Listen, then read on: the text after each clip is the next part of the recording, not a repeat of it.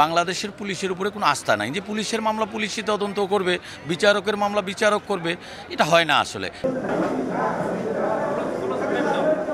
রংপুরের বেগম রোকেয়া বিশ্ববিদ্যালয়ের শিক্ষার্থী আবু সাইদ নিহতের ঘটনায় প্রায় 1 মাস পর 18 আগস্ট আদালতে মামলা করেছেন তার বড় ভাই রমজান আলী।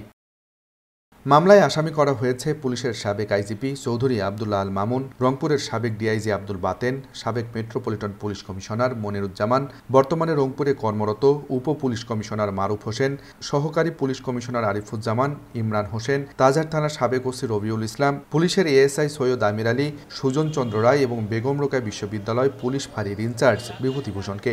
এদের মধ্যে বিভূতিভূষণ পুলিশের পক্ষ থেকে করা আবু সাইদ হত্যা মামলার বাদী ছিলেন।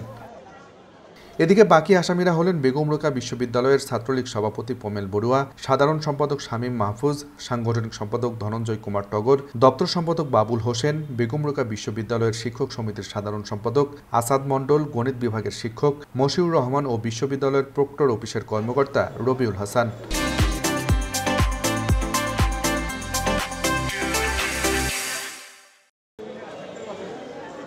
এ মামলায় আলাদা কমিশন গঠনের দাবি জানিয়েছেন নাগরিক সমাজের প্রতিনিধিরা। বাংলাদেশের পুলিশের উপরে কোনো আস্থা নাই যে পুলিশের মামলা পুলিশই তদন্ত করবে, বিচারকের মামলা বিচারক করবে, এটা হয় না আসলে। সে কারণে আমাদের প্রথম থেকেই আমাদের দাবি যে সকল সহিংসতা এবং যে সকল ঘটনা ঘটছে সেটির জুডিশিয়াল ইনকোয়ারি হোক, জুডিশিয়াল ইনকোয়ারির মাধ্যমে এগুলো তদন্ত হোক। মোট 17 আসামির মধ্যে অবসরে আছেন 3 ঊর্ধ্বতন পুলিশ কর্মকর্তা, বাকিরাও আছেন আত্মগোপনে।